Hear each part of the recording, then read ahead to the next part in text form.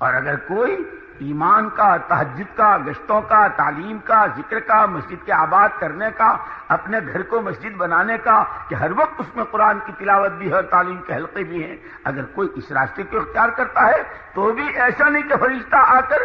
جنت کا دسترخوان بچھا کے چلا جائے، ایسا بھی نہیں کرتے خدا۔ دونوں کو موقع ہے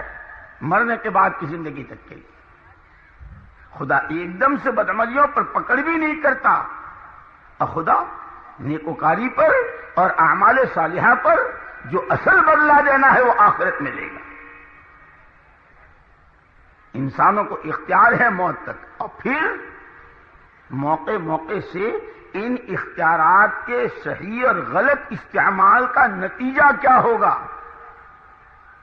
اس کے اثرات تمہاری دنیا پر، اس کے اثرات تمہاری روٹی روزی پر، اس کے اثرات تمہاری زندگیوں پر، اس کے اثرات تمہارے آپس کے تعلقات پر، اس کے اثرات تمہارے خاندانوں، برادریوں اور رشتہ داریوں پر،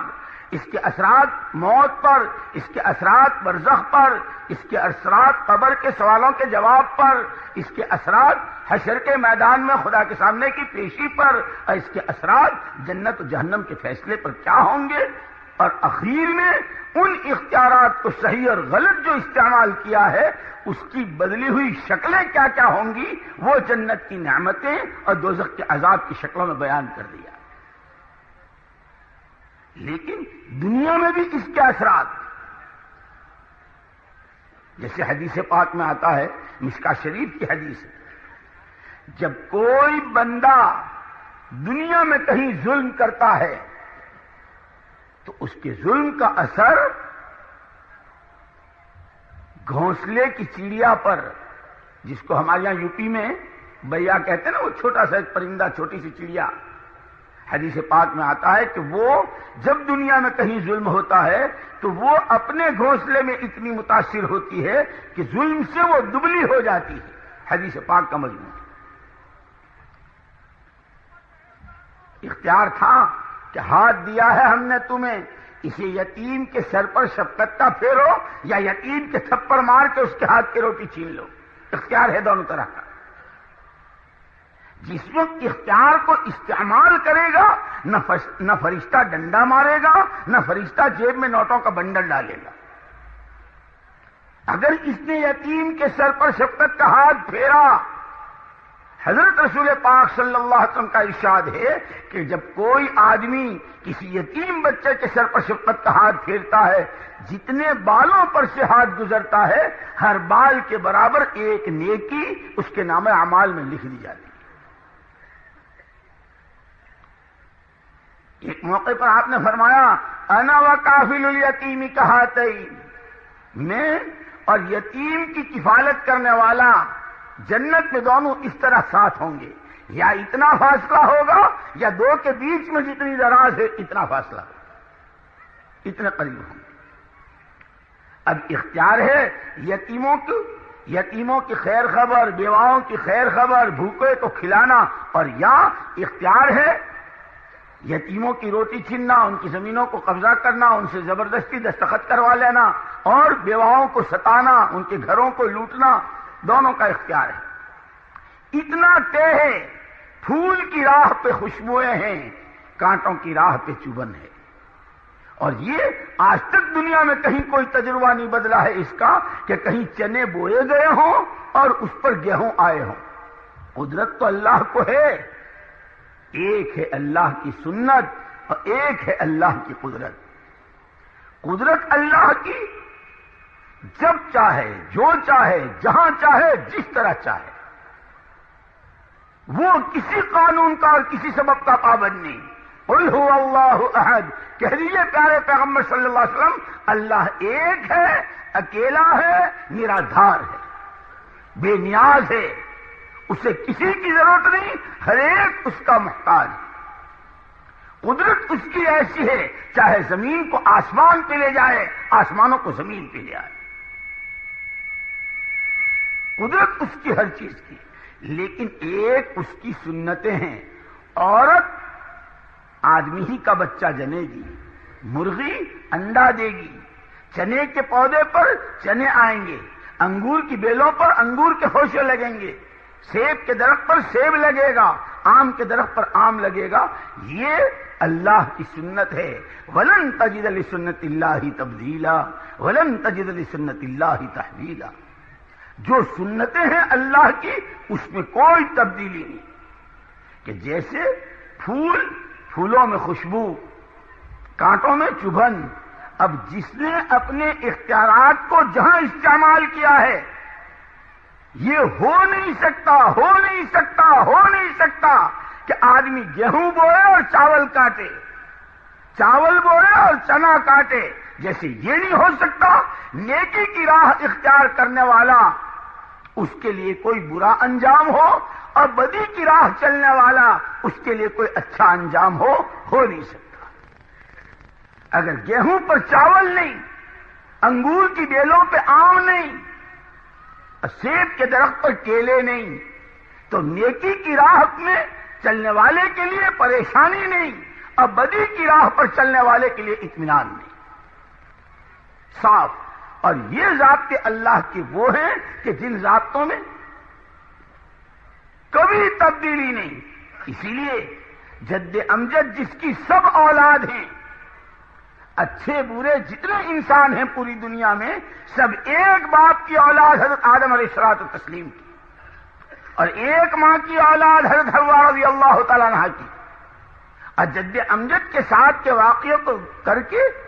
پوری ان کی ذریت کو اور پوری اولاد آدم کو اور پوری انسانیت و آدمیت کو اور پوری مانو ذاتی کو یہ بات ضابطہ بتا دیا کہ تم تو ہو ہی کیا اور تم بیچتے کیا ہو، تمہاری حیثیت کیا ہے. ہم نے تو تمہارے جد امجد کے ساتھ بھی وہ کیا.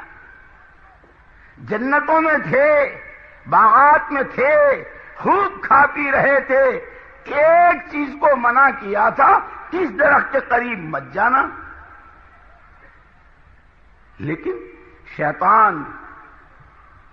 ایسا بھیس بدل کے آتا ہے. اس لیے حدیث پاک میں آتا ہے، حضرت رسول پاک صلی اللہ علیہ وسلم کا ارشاد ہے، انما خلق ابلیس مزینا، انما خلق ابلیس مزینا ولیس الیہ من الضلالۃ شیء. شیطان ہر برائی کو حسین ترین بنا کر پیش کرنے والا پیدا کیا گیا ہے. پرلے درجے کی بد اخلاقی، آخری درجے کی بے حیائی، آخری درجے کی برائی، اس کو نگاہوں میں اتنا حسین اور اتنا خوبصورت بنا کر پیش کرتا ہے کہ آدمی للچا جاتا ہے.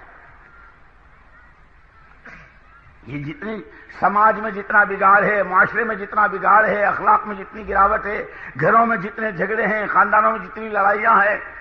کاہے کی ہے؟ وہی شیطان ایک نقطہ چھوڑ دیتا، ایک شوشہ چھوڑ دیتا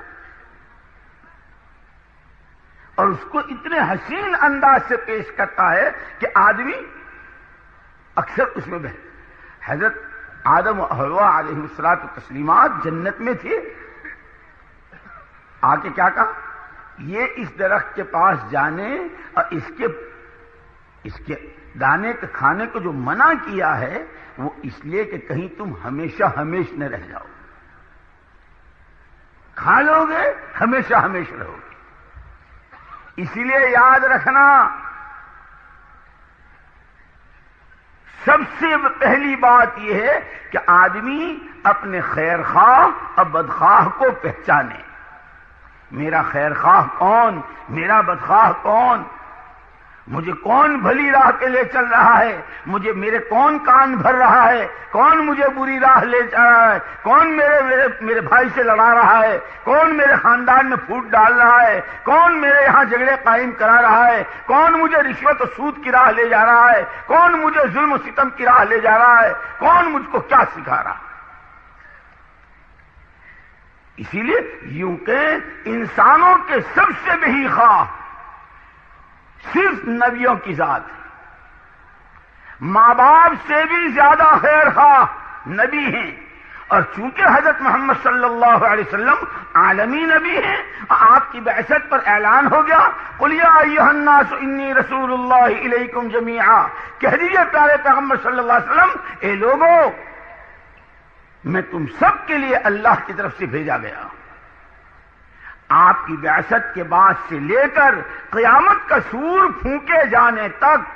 جو آدم کا بچہ اور جو حوا کی بیٹی وہ محمد صلی اللہ علیہ وسلم کی امت میں ہیں، اور آپ ان کے لیے سراپا نور سراپا رحمت، اور جو طریقہ لے کر آئے وہ عین خیر خواہی ہے ہر مرد و عورت کے لیے۔ اسی لیے کہا جب نبی کی راہ چکو گے، جب نبی کی راہ چھوڑو گے، جب دائیں بائیں بھٹکو گے، جب ادھر ادھر دیکھو گے وہی مار کھاؤ گے۔ ان ھذا صراطی مستقیما فاتبعوہ ولا تتبعوا السبل فتفرق بکم عن سبیلہ، کہ محمد صلی اللہ تعالی علیہ وسلم انسانوں کے لیے زندگی گزارنے کا،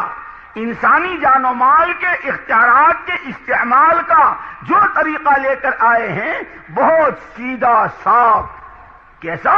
سمحاء بیضاء، سمحاء بیضاء لیلھا کنہاریھا، انتہائی صاف، روشن، سادہ، آسان، اور ایسا نورانی اور ایسا روحانی کہ خود راستہ نورانی، اور جو اس پر چلے سر سے پیر تک نور میں ڈوب جائے،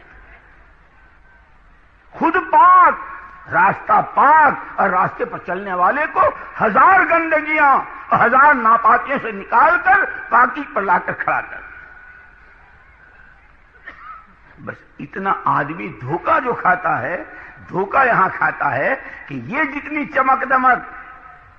دنیا کی اوج موج، یہ رنگ و روپ اور یہ رنگریلیاں، یہ زمینیں، یہ عہدے، یہ کرسیاں، یہ سونا چاندی، یہ روپیہ پیسہ، یہ پیٹرول اور پلاٹینم، اور یہ ہائیڈروجن بم اور ایٹم بم، اور یہ زمیندارہ، یہ جو کچھ نظر آ رہا ہے، یہ جتنا یہ آنکھوں سے دکھائی دے رہا ہے۔